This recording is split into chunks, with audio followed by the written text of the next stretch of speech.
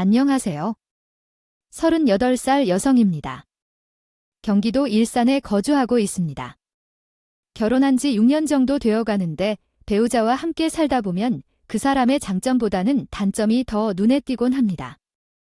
제 남편은 좋은 점이 많은 사람인데도 불구하고 단점이 너무 뚜렷해서 함께 살기가 어려운 사람이었습니다. 부모님도 비슷했고요. 누구나 결혼 생활에 어려움이 있는 것으로 알려져 있지만 제 경우에는 결혼 4년 차에 이혼 직전까지 갔었던 적이 있습니다. 최근에는 재밌게 얘기할 수 있는 이야기로 남았지만 당시에는 시간이 어둡고 힘들었습니다. 인생은 변화무쌍하죠. 즐겨보시는 사연 채널에 제 이야기를 공유해 주시면 감사하겠습니다. 한순간의 손해도 보기 싫은 마음이에요. 남편과 함께 사는 내 이야기를 좀 들려드릴까요? 제 아버지는 사업을 하시는 분이시고 저는 전업주부입니다. 어머니 밑에서 자란 동생이 외동딸로 자라는 동안 어머니는 제가 15살 때 암으로 세상을 떠났습니다.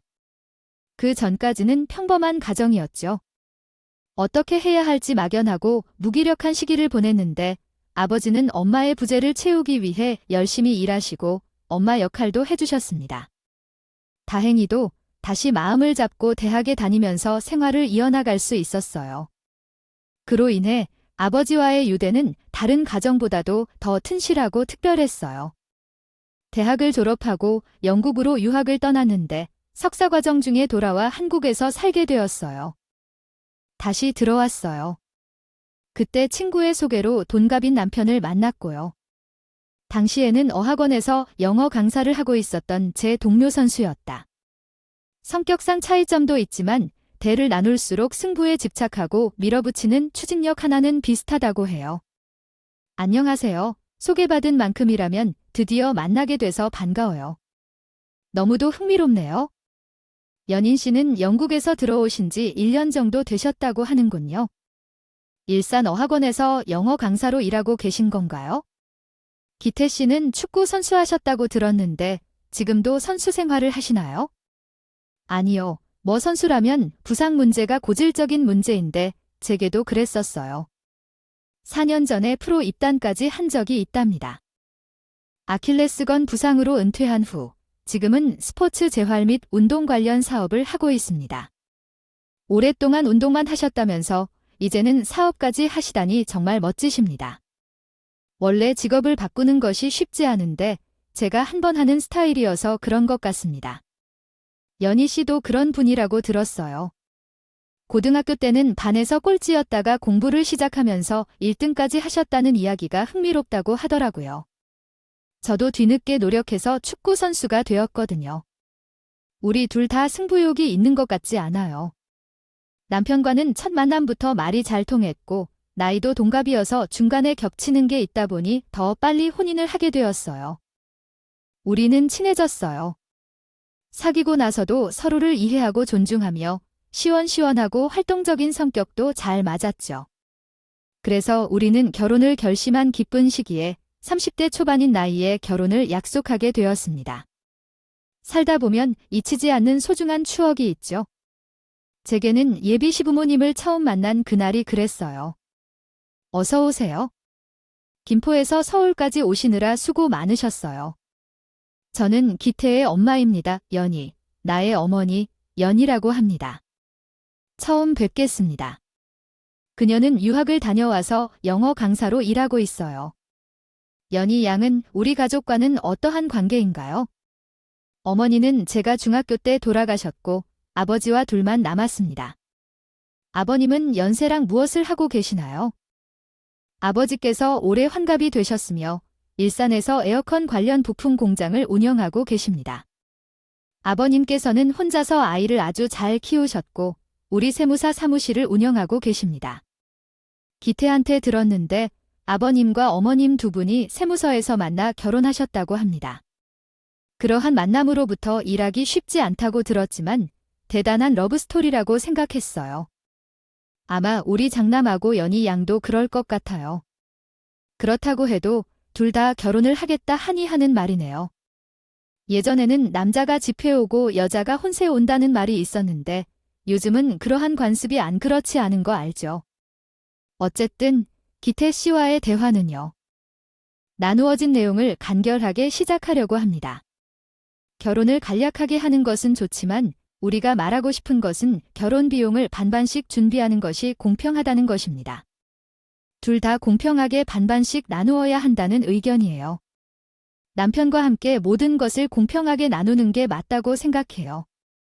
결혼은 완벽할 수 없지만 잘 맞는 남편과 함께 잘 이끌어 나갈 수 있을 거예요.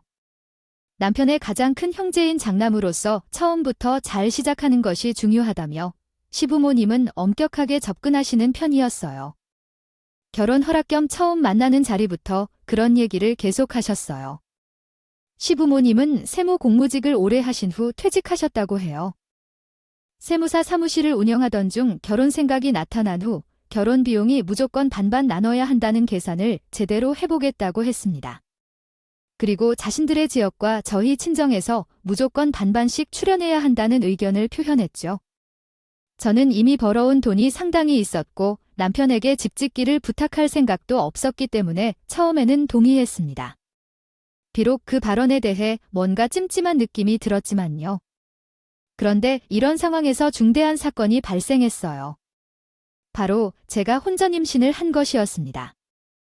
요즘 들어 소화가 잘 안 되고 속이 더부룩해서 식사도 잘 못하고 몸이 축축해졌는데 그래서 신랑 약국을 찾아가서 약사 선생님께 상황을 털어놓았더니 혹시 임신이 아닌가요? 라고 농담을 하셨습니다. 그렇게 말에 이끌려서 저는 당황스러운 마음을 안고 일어섰습니다. 그런 농을 하시느냐면 맞장구를 치다가 기억을 더듬어 보니 슬슬 불안해졌다. 그 자리에서 바로 임신 테스트기를 사서 확인했더니 두 줄이 떠라고 해요. 당연히 남편부터 친정, 아버지, 시어머니, 시아버지님 모두가 제일 좋은 운수를 받았다며 잔치를 좋아하셨죠. 그래서 좀 더 뒤에 미뤄져 있던 양가 상견례와 결혼 일정은 크나큰 변수에 의해 앞당겨졌네요. 상견례는 집계 가족들끼리 한 식당에서 식사를 하면서 다들 얼굴도 처음 보고 결혼 노이로서 나섰었더랬죠. 저는 시어머니의 반대 결혼설이 기분이 뭔가 찜찜했는데 아니나 다를까 양가 상견례에서 생각지도 않은 일들이 일어나게 되지 뭐요. 사도 너를 내가 양가 상견례를 하는 김에 결혼 준비에 대해 이야기해야겠어요. 확실한 말씀을 전해야 할 필요가 있다는 것 같아요. 혹시 연희한테 결혼 비용에 대한 이야기를 들었나요? 결혼 비용을 말하는 건가요? 아니요. 제 딸은 예전부터 결혼 준비를 스스로 하고 싶다고 말씀해 왔기 때문에 저희는 믿고 맡기고 있었어요. 결혼은 자녀들이 하는 일이지만 집안 어른들이 손을 놓고 있을 수 있을까요? 그래도 큰 틀은 부모님이 정해주시는 게 맞다고 생각해요. 그래서 우리는 예산과 결혼 비용을 반반 나눠서 관습을 따르겠다는 말을 따님께 전달했습니다. 결혼 비용을 양측에서 반반 나누는 거였나요? 그렇다면 그런 식이군요. 연아, 너는 사돈 얘기를 듣고 왜 나한테 말을 안 했니? 아빠가 차차 말씀드리려고 했어요. 오늘 얘기가 나올 줄 몰랐네요. 오늘이 그런 얘기를 하려고 모인 자리니까 툭 터놓고 얘기를 다 해야겠네요. 다른 것보다 신혼집이 가장 급한데 우리 동네로 집을 구했으면 하는구나. 신혼집을 서울에서 구하라는 말씀이세요? 그 생각은 한 번도 한 적이 없는데요. 그게 무슨 말이니? 당연히 서울 쪽에 구해야지. 우리 아들 사업장도 이쪽이고 아이를 키우려면 서울에서 살아야 되는 거 아니에요? 저는 일산이랑 서울 중간 위치에 적당한 집을 구하고 싶었어요. 특히 서울은 아파트 값이 너무 비싸서 저랑 기태 씨 예산 범위를 벗어나거나 요즘 세상이 어떤 세상인데 그런 소리를 해 부모들이 능력이 안 느끼신 것 같아요. 되는 것도 아니고 양쪽 어린이들이 반반씩 내서 도와주면 되는 거죠. 내가 그럴 줄 알았는데 괜찮은 아파트도 알아보았어요. 평소에도 30평 정도 되고 가격도 6억대로 괜찮더라고 생각해요. 6억이면 수도권 쪽으로만 가도 가격이 많이 저렴해질 텐데요. 굳이 서울로 가실 필요가 있을까요? 요즘 부동산 가격이 전반적으로 떨어지는 추세이기도 하고 내가 야무진 줄 알았더니 세상 헛떡이구나. 그럼 아파트 가격이 다 떨어지면 그때 결정한다고 하지? 사도 넣은지 제희는 서울 아파트가 결혼에 힘들 것 같은데요. 고명 딸이 결혼하는데 한 푼도 안 도와주시겠다는 건가요? 아닙니다. 안 싸도 마음 상하시지 마십시오. 생각이 그러시면 제가 딸이랑 상의해 볼게요. 알겠습니다. 저는 결혼할 생각이 없어요. 기태 씨와 돈이 없는 것도 아니고요. 결혼하는 당사자들의 의견이 더 중요한 거 아닐까요? 아이를 덜컥 가졌으면서 한가 소리나 하고 있구나. 예전처럼 맨땅에 헤딩이 요즘 세상이 맞는 줄 알아? 도움을 받을 수 있을 때 받아야 해요. 손주까지 있는데 그 말이 가당키나 하니 아이를 더 나은 환경에서 키울 생각을 먼저 해야지. 이렇게 나오면 결혼을 미룰 수밖에 없지? 그래요. 고집을 피워야 할 때랑 아닐 때가 있는 법이에요. 부모님들이 도와준다고 할 때는 가만히 있어야 해요. 안 그렇죠. 사돈과 손주들을 생각하면 맞는 말이죠. 딸이 하나 있는데 무심양명 도와야죠. 시어머니는 분수껏 신혼집을 해야 해요. 결혼은 자유의지에 따라 이루어져야 하는 것이라는 저의 접근을 이해하시길 바라며 무언가 잘못된 상황이 생긴다면 그에 대해 함께 고민해 볼 수 있도록 도와드리겠습니다. 불편한 상황 속에서 아이러니함을 느끼신 채 당신의 이야기를 이해하겠습니다. 지원하기로 결심하고는 끝이 났어요. 시아버지와 어머니는 승자의 미소를 지으며 돌아섰지만 저는 왠지 불길한 예감이 들었네요. 결혼 전부터 부모님의 계획대로 따져서 자기 의견을 강요하는 모습이 편할 수 있었을까요? 지금 생각해보면 그때부터 이 집의 사람들을 더 주의 깊게 살피는 게 필요했는데 말이죠. 그 후 4개월 후 저는 부모님들이 주신 서울의 신혼집에서 결혼 생활을 시작하게 되었습니다. 결혼 후에는 많은 변화가 있었어요.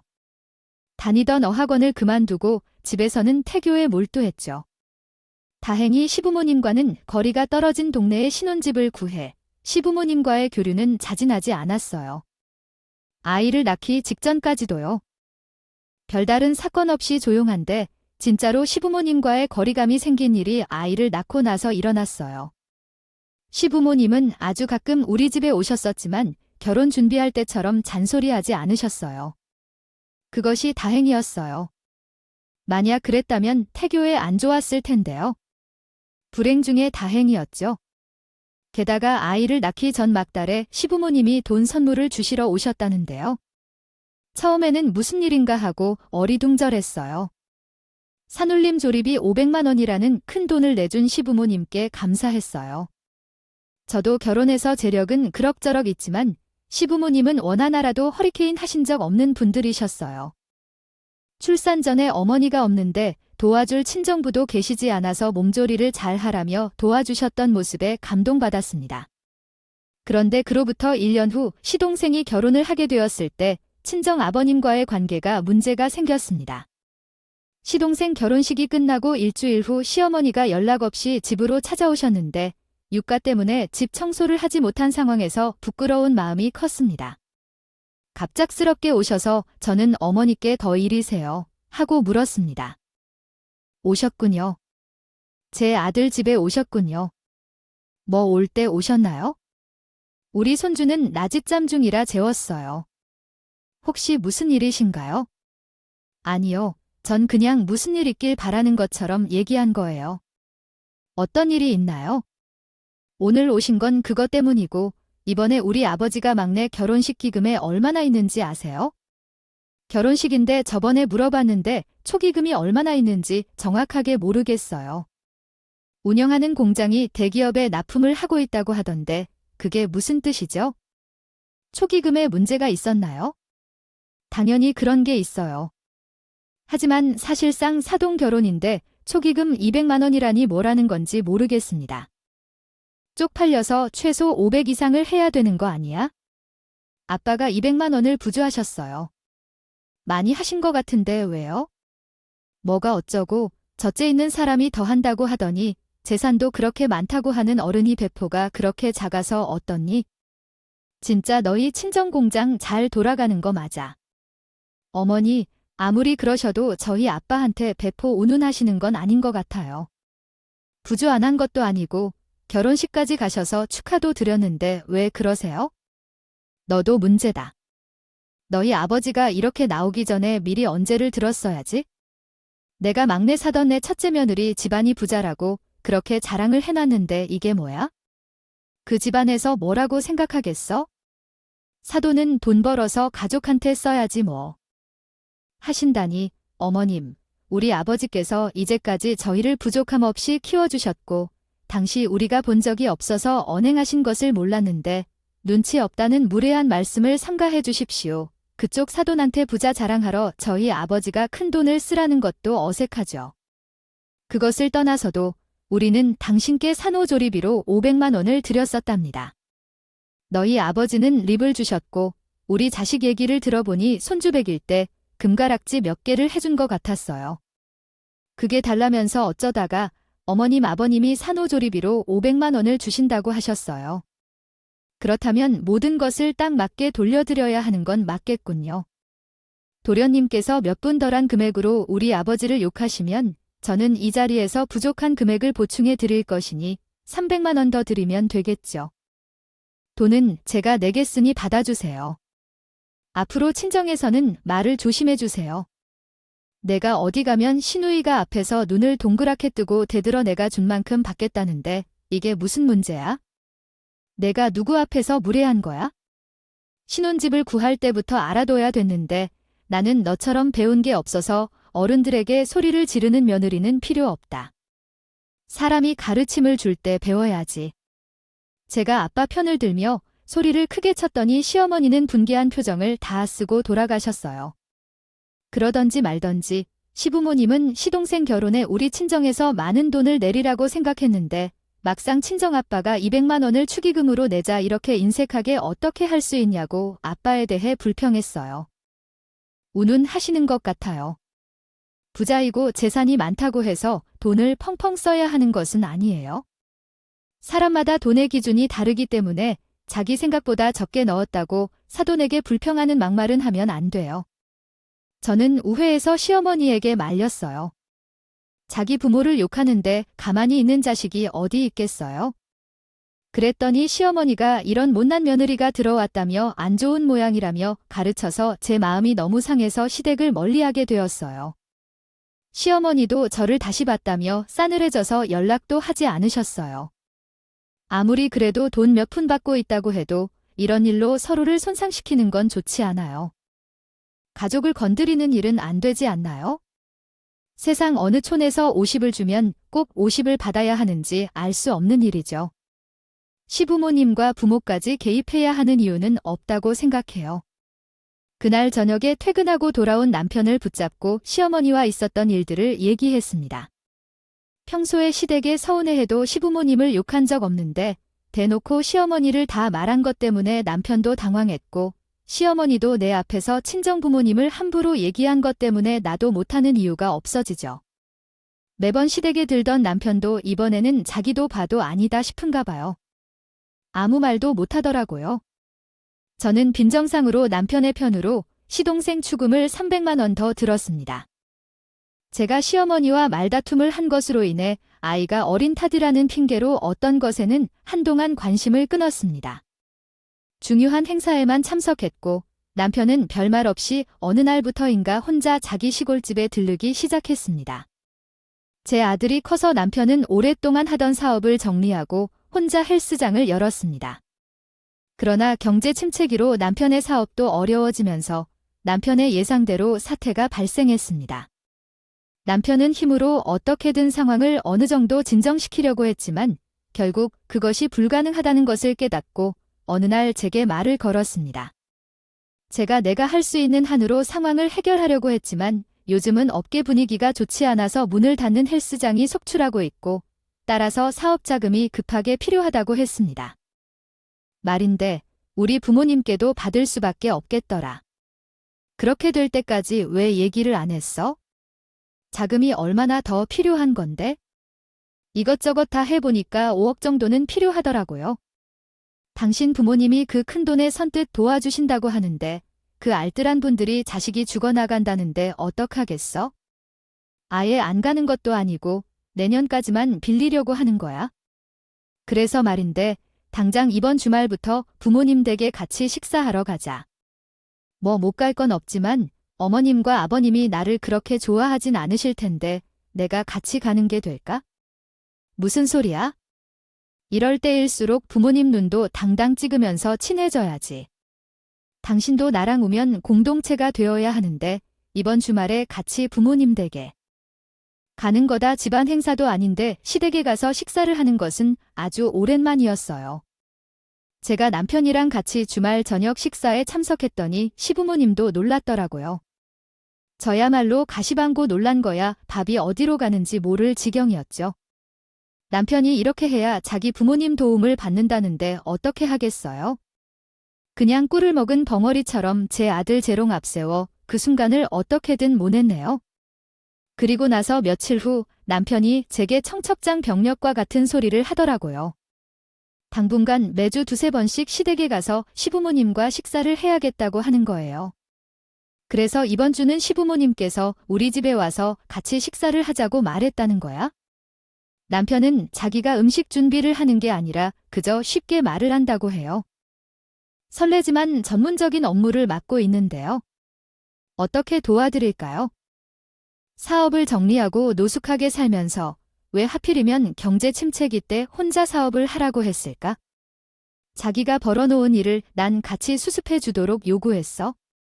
혼자서 좋다고 했었는데 그래서 연희야 조금 자존심을 내려놓아야 해. 우리 부모님께 돈을 빌려야 한다면 성실한 태도를 보여야 하니까 매주 2에서 3일씩 자주 얼굴을 보고 이야기도 해야 하겠지? 그런 식으로 하면 시부모님이 당신에게 거금 5억을 주신다고 하더라. 확실해. 혼자 김치국만 먹는 것이 아니라 실제로 상황을 보면 매일 저녁 부모님을 찾아뵈봐야 할 것 같아.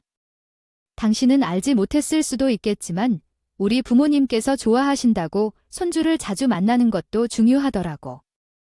좋아하는데 매주 두세 번 시댁에 같이 가자고 하는 것도 미쳤냐고. 할머니가 내 남편은 급기야 매일매일 시댁에 찾아가서 저녁 식사를 하자고 만날 때마다 운을 띄는 것 같더군요.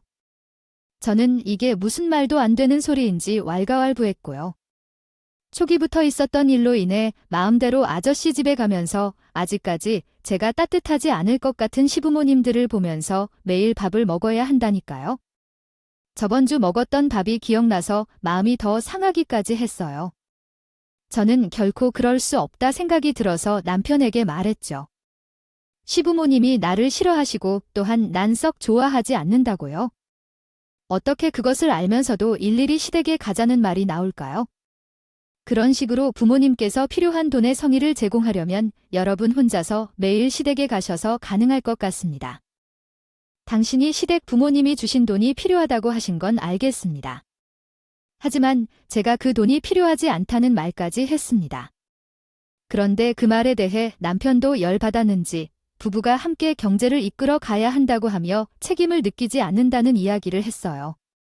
그리고 지난 3년 동안 시댁에서 일을 도와줬다 해도 더는 도와줄 수 없다고 하더라고요.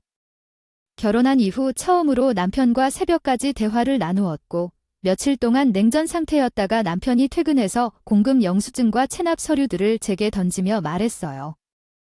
우리 아이가 5살이 될 때까지는 일하지 않고 돈을 벌어야 한다고 하면서 함께 돈을 벌고 있다면 무엇이라도 할 수 있다는 것입니다. 유아만 한다고 했다면 가게 채무나 버리는 것에도 좀 관심을 가져야 할 것이며 현실을 좀 더 파악해야겠다. 나랑 자식을 낳고 살면서 시부모를 멀리하냐고. 내가 어떻게 시부모를 멀리하겠느냐? 오죽하면 매일 강제적으로라도 부모님 집에 가자고 해야 하느냐? 시댁이 그렇게 싫어서 자존심을 세우고 버티고 안 갈 거면 당신 친정에서 5억을 받아오라는 말을 듣자마자 기가 막혀서 허두까지 나오더군요. 그 말을 듣고 남편의 진짜 의도를 알아내게 되었다. 시부모님도 남편도 친정아빠가 알보인 걸 알고 있었고 수중에 5억이라는 목돈이 여의치 않으니 어떻게든 제 친정에서 돈을 받으려고 수를 썼나 보다. 결혼 전에 서울 신혼주에 갈 때도 저를 쥐어짜면서 친정 아버지가 나를 지원해주고 도와주신다는 것을 떠올렸던가? 그 모습이었어요. 어쩌다 그 수치스러운 일이 부모님께서 매일 저녁을 함께 하신다는 이야기와 5억 원이 넘는 큰 돈을 쉽게 주신다는 것이 말이 안 된다고 의심했었죠. 그러나 남편이 간과한 것이 있었고 그것은 남편의 일에 제 승부사기를 건드릴 수 있다는 것이었어요. 나는 그런 식으로 뒤숭숭해지면 나도 방법이 없다 싶었어요. 제가 성미도 남편 못지 않았기 때문에 나 또한 남편처럼 행동했습니다. 그날은 남편이 시어머니 집에 매일 안 가면 더 이상 집에 오지 않겠다고 출근하는 날이었어요. 나는 그렇게 남편의 의지에 따라 행동했어요. 콧방귀를 뀌고 무시당했고 그리고 오랜만에 친정아버지께 연락했다고 했어요. 그날 저녁 남편이 어느 때와 같이 퇴근하고 집에 돌아와서 저에게 시댁에 갈 것이니 준비하라는 식으로 말했어요. 그런 남편을 보고 오늘 저녁은 선입게 시댁에 간 것이었죠. 그랬더니 남편이 역시 노발대발하면서 돼지를 하려고 했어요. 하지만 그 순간 남편의 경기 일으킬 만한 목소리가 안방에서 들려왔죠. 김서방 이제 왔는가 방에서 우리 친정아버지의 목소리가 들리자 남편은 소스라지게 놀라더군요. 그러자 다용실로 저를 데려가며 본격적으로 따지기 시작했어요. 이거 무슨 수를 쓰는 거냐? 왜 갑자기 장인 노이 우리 집에? 있냐고 그냥 오랜만에 겸사겸사 오셨어. 손주 버온 것도 있으시고 그걸 왜 지금 내가 알아야 되냐고 미리 얘기해 주셨어야 했어요. 아니야, 이 집은 당신이랑 나랑 반반 소유 거야. 잊었어. 그래 말을 잘 꺼냈어. 그럼 당신 부모님은 왜 물밑정도 없이 불쑥 오셨을까? 그건 다르지. 우리 부모님은 근처에 사시니까 들린 거고 반찬도 주겸 겸사겸사. 이거 완전 나로 말하자면 나물이네. 이 집은 당신 부모님과 우리 아버지가 반반씩 내어 산 집이야. 우리 아버지도 똑같이 할 수 있어? 이거 왜 이래? 구질구질하게 굴지 맙시다. 박기태 씨 기가 막혀서. 그러니까 장인들은 놀러 오는 거야?